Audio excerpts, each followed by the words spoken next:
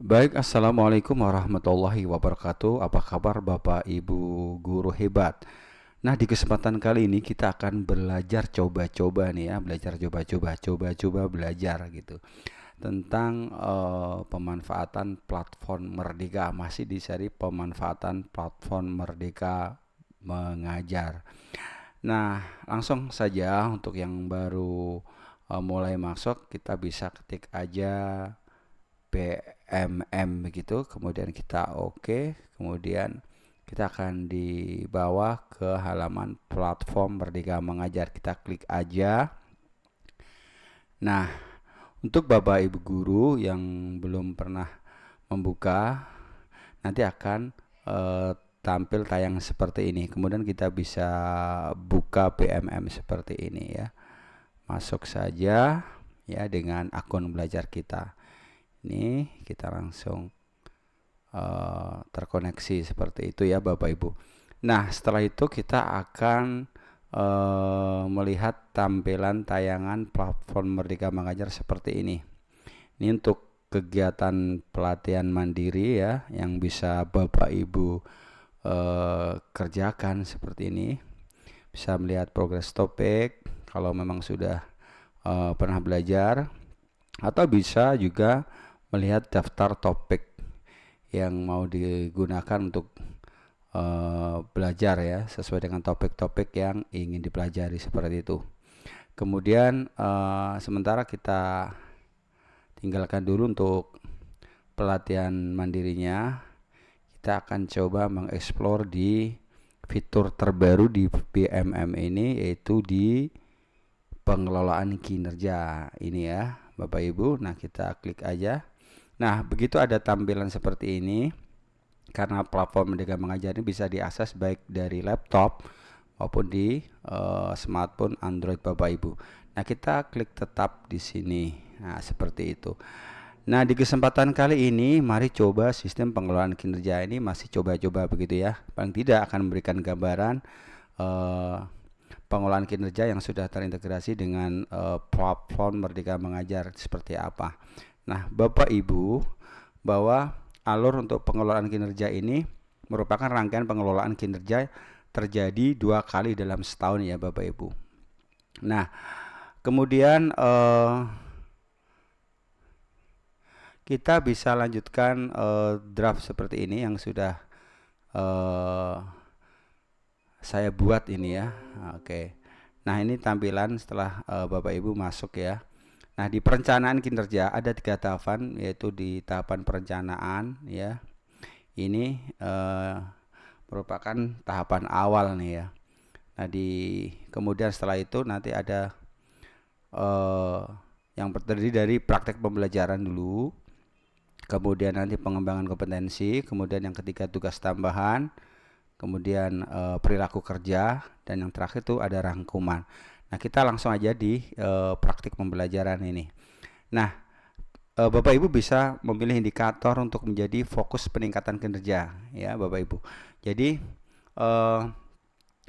yang menjadi rekomendasi berdasarkan rapot pendidikan di satuan pendidikan Bapak Ibu ya, ini sesuai dengan rapor pendidikan sekolah masing-masing, ada rekomendasi yang harus kita perbaiki seperti itu. Terutama ini yang pertama, kita bisa memilih ada 8, 1, 2, 3, bawahnya ada 4 ya, 5, 6, 7, 8 ya. Ini ada dimensi yang pertama ini pada dimensi metode pembelajaran nomor 1, kemudian pada dimensi metode pembelajaran, metode dimensi manajemen kelas ya, kemudian ada dimensi dukungan psikologis, kemudian 3 dimensi ini ya. Nah, Bapak Ibu, nanti kita pilih yang sudah direkomendasikan menurut rapor pendidikan Bu ya. Jadi kita misalkan saya bisa pilih yang ini untuk aktivitas interaktif, upaya pembelajaran yang memfasilitasi kolaborasi dan komunikasi antar peserta didik untuk peningkatan efektivitas pembelajaran. Nah, Setelah kita pilih, kemudian Bapak Ibu bisa melanjutkan ke pengembangan kompetensi. Ya, seperti ini. Kemudian berdasarkan Perdirjen GTK nomor 7607 ya tahun 2023, bahwa Bapak Ibu guru diharapkan memiliki minimal 32 poin per semesternya ya. Untuk memenuhi ekspektasi atasan itu membutuhkan 32 poin begitu. Jika kurang bagaimana? Jika kurang bisa didiskusikan dengan atasan ya atau kepala sekolah.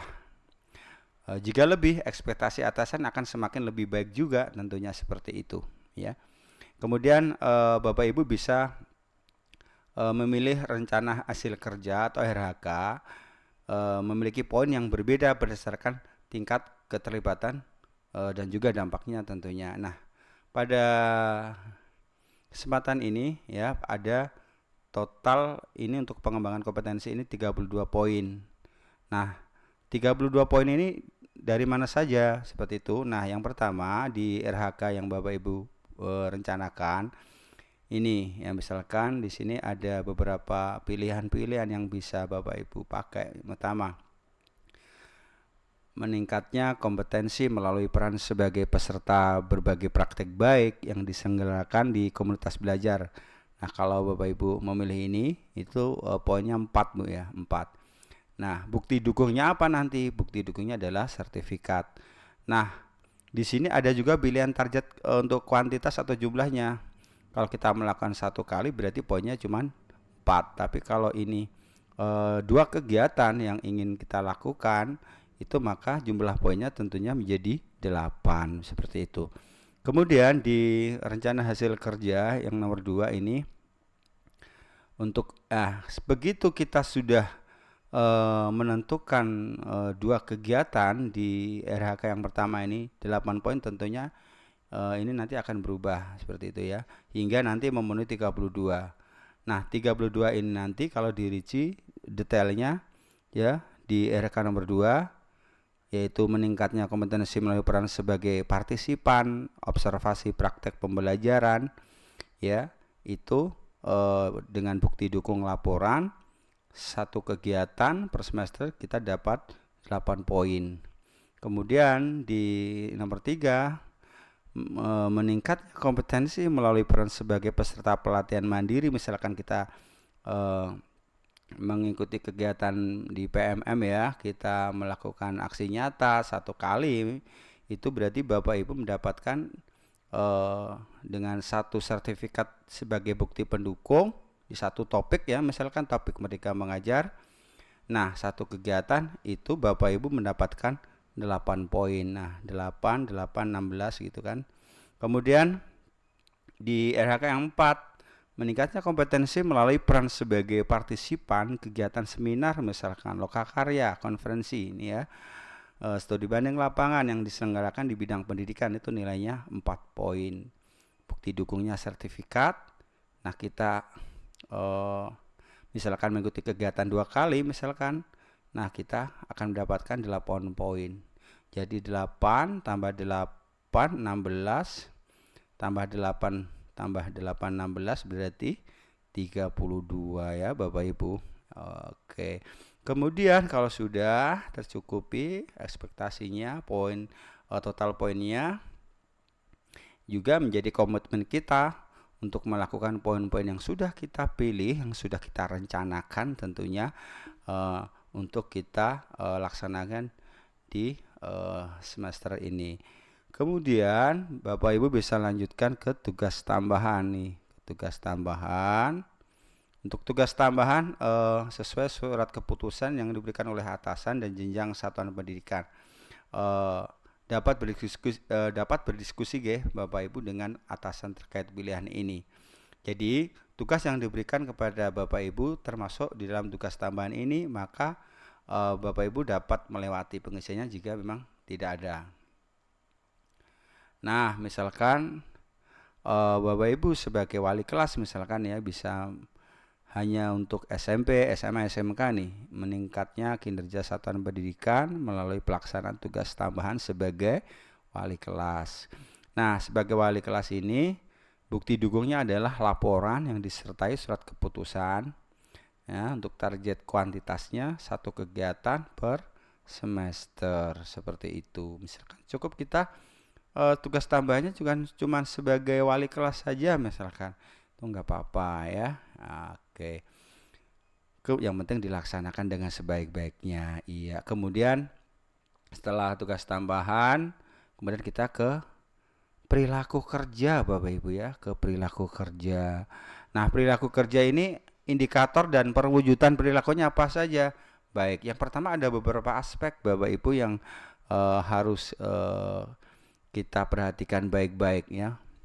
Untuk masing-masing aspek nanti kita pilih satu saja ya, yang ingin diprioritaskan di semester ini gitu. Misalkan seperti ini. Pada aspek berorientasi pelayanan ya, misalkan seperti ini. Pada aspek yang pertama ini ya Bapak Ibu ya, aspek berorientasi pelayanan. Nah, ada indikatornya Bapak Ibu, bisa pilih indikator mana. Tapi Bapak Ibu cukup untuk di semester ini bisa pilih satu saja, nggak usah banyak.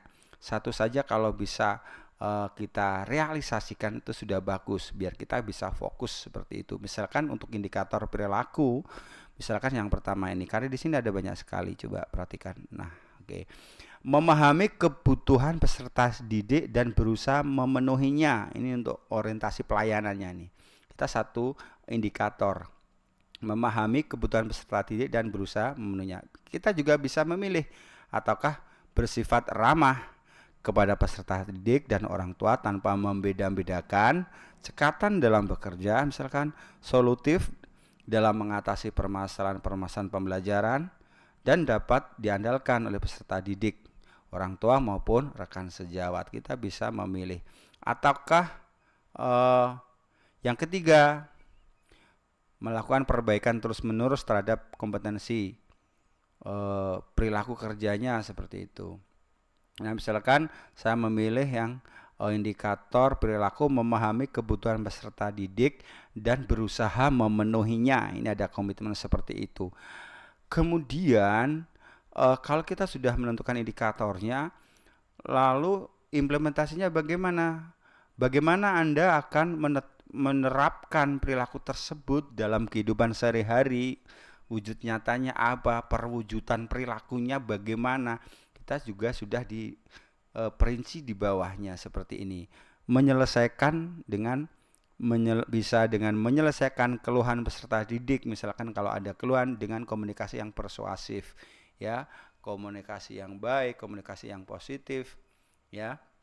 Atau bisa memilih dengan melalui perwujudan perilaku dengan mengidentifikasi kebutuhan peserta didik secara proaktif, seperti itu. Nah, perwujudan ini sebagaimana aksi nyata dari memahami kebutuhan peserta didik di dalam berusaha untuk memenuhinya.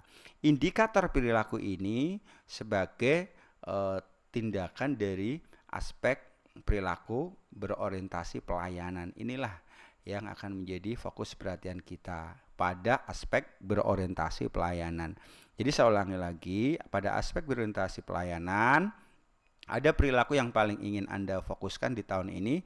Misalkan pada indikator memahami kebutuhan peserta didik dan berusaha memenuhinya.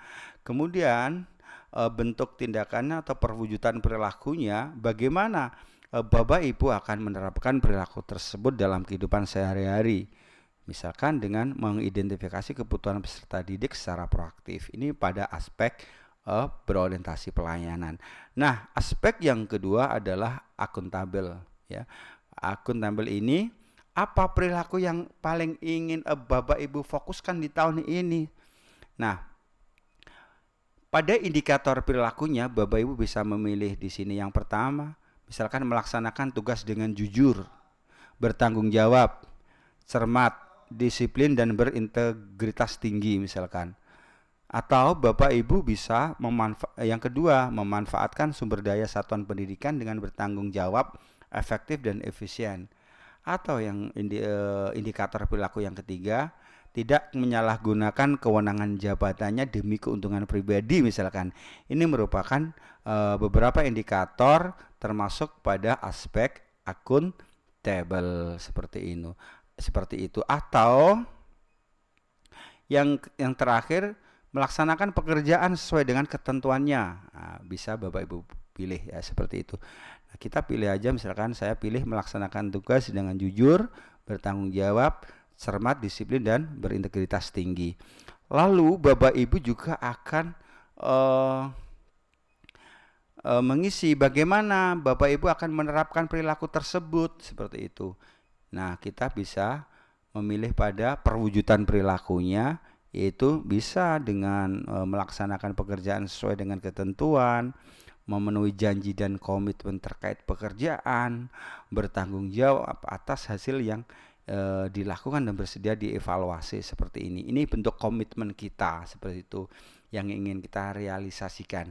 Nah, jadi di aspek-aspek ini merupakan komitmen yang ingin kita lakukan.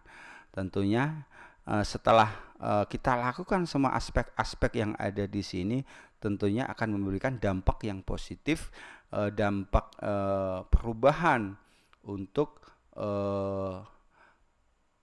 mengatasi yang menjadi solusi dari akar permasalahan di raport pendidikan yang sudah direkomendasikan. Jadi bentuk nyata, bentuk realnya. Jadi setelah raport pendidikan satuan pendidikan kita sudah mengevaluasi, mengidentifikasi, kemudian memberikan akar permasalahannya ya.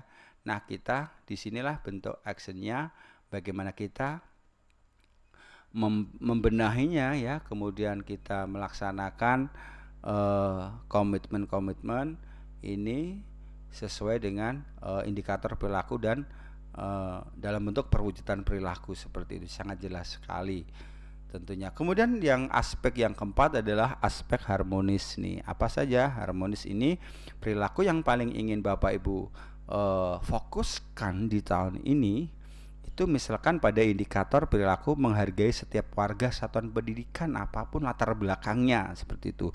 Tidak membeda-bedakan ya, tidak melakukan diskriminasi ya, kemudian selalu berkolaborasi misalkan ya dengan teman sejawat seperti itu. Nah, kita pilih yang menghargai setiap warga satuan pendidikan. Ini menjadi indikator perilaku yang ingin kita tampakkan atau kita tampilkan seperti itu. Kemudian bagaimana Bapak Ibu menerapkan perilaku tersebut dalam kehidupan sehari-hari? Kita menunjukkan dengan perwujudan perilaku menjaga hubungan yang baik. Misalkan ini kita pilih ya. Bapak Ibu bisa pilih seperti ini. Ya, dengan menjaga hubungan yang baik dengan rekan sejawat, dengan atasan ya, dengan semua ekosistem biotik yang ada di sekolah kita. Tentunya ini akan apa? Begitu kita sudah menunjukkan perwujudan perilaku harmonis, maka diharapkan ekosistem di sekolah kita akan menjadi aman, nyaman, dan harmonis seperti itu. Nah, ini tentunya nanti akan memperbaiki juga di raport pendidikan kita. Kemudian aspek yang kelima adalah loyal. Apa sih loyal itu? Perilaku yang paling ingin Bapak Ibu fokuskan pada aspek loyal. Nah, ini ada indikator perilakunya. Menjaga nama baik satuan pendidikan, sesama guru, dan peserta didik dimanapun berada. Kemudian memegang teguh moral dan mematuhi peraturan perundang-undangan yang berlaku. Kemudian menjaga nama baik satuan pendidikan ya, sesama guru dan peserta didik dimanapun berada. Ini komitmen yang ingin kita laksanakan seperti itu. Kemudian bagaimana dengan penerapannya perilaku tersebut dalam kehidupan sehari-hari? Nah, ini kita bisa pilih nih ya. Ini kita masih kosong. Kita bisa pilih bisa dengan bersikap dan berperilaku yang melindungi nama baik serta citra satuan pendidikan, atau melaksanakan arahan kepala satuan pendidikan yang sesuai dengan norma dan ketentuan yang berlaku. Atau yang ketiga, Bapak Ibu bisa memilih perwujudan perilaku yang ingin difokuskan dalam hal ini bisa menyebarkan informasi positif tentang transformasi pendidikan pembelajaran. Nah, Bapak Ibu bisa pilih sesuai dengan komitmen yang ingin dilaksanakan. Jadi ini bukan sekedar kita memilih saja, tapi ada komitmen dari Bapak Ibu guru untuk apa? Untuk melakukan perubahan-perubahan kecil. Nah, kalau semuanya dilakukan dengan baik, maka tentunya memungkinkan bahwa kapal perubahan transformasi pendidikan yang berpihak pada murid, membangun budaya positif itu akan terwujud seperti itu. Tentunya dimulai dari kita sebagai guru seperti itu. Kemudian ada aspek yang keenam adalah adaptif ya Bapak Ibu. Jadi apa perilaku yang paling ingin Bapak Ibu fokuskan? Misalkan indikator perilaku menyesuaikan diri secara cepat dalam menghadapi dinamika pembelajaran di kelas ini. Ya, ini yang dibutuhkan seperti itu. Ataukah Bapak Ibu bisa memilih indikator kayaknya saya sesuai dengan ini deh, menyesuaikan diri secara cepat dalam menghadapi dinamika pembelajaran di kelas, atau Bapak Ibu pilih yang kedua, terus berinovasi dan mengembangkan kreativitas untuk memajukan satuan pendidikan misalkan. Atau yang ketiga, berpikir proaktif untuk mengembangkan diri dan warga satuan pendidikan misalkan. Ini menjadi pilihan indikator perilaku Bapak Ibu. Atau yang ketiga, misalkan Bapak Ibu ingin yang menguasai dinamika perkembangan teknologi misalkan, itu juga bisa. Kemudian ini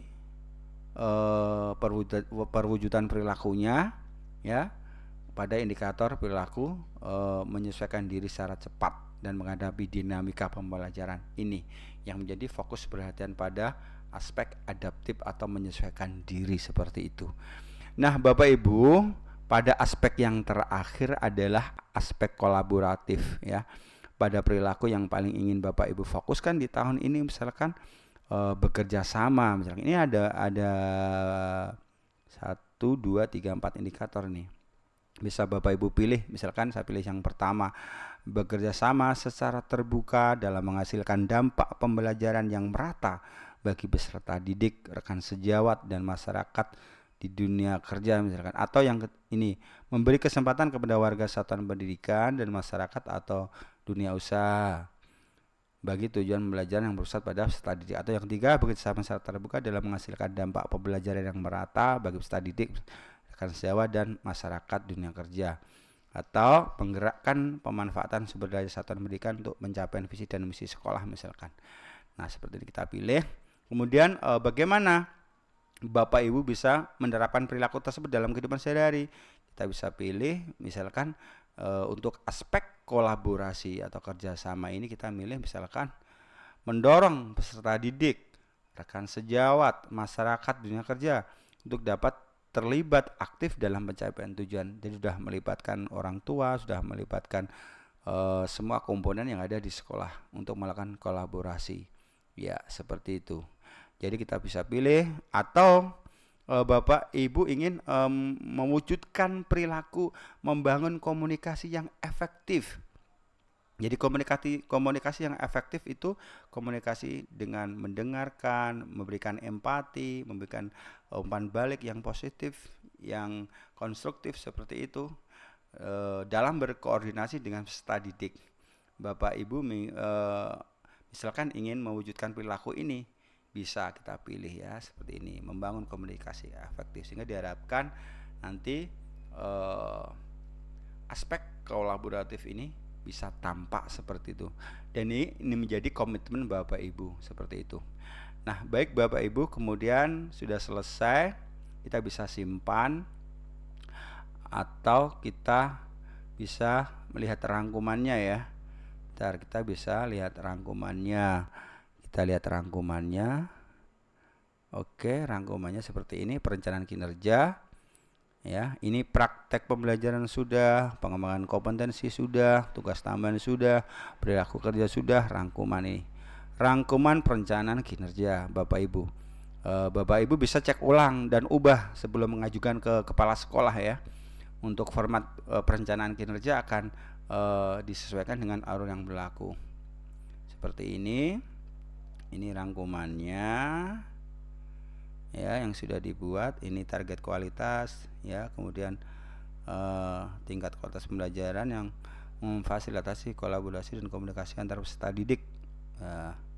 Ini rangkuman tadi ya, semuanya yang sudah kita rencanakan terangkum di sini ya. Ini termasuk aspek-aspek tadi ya, aspek berorientasi pelayanan, indikatornya ini perwujudan, aspeknya apa, indikatornya apa, perwujudannya bagaimana, seperti itu ya. Semuanya ada 7 aspek. Nah, kita simpan aja. Baik, terima kasih Bapak Ibu, karena waktunya sudah cukup. Saya kira kita fokus yang sedikit demi sedikit aja. Kita lanjutkan di lain kesempatan. Terima kasih. Mohon maaf apabila ada kekurangan. Semoga bermanfaat. Wassalamualaikum warahmatullahi wabarakatuh.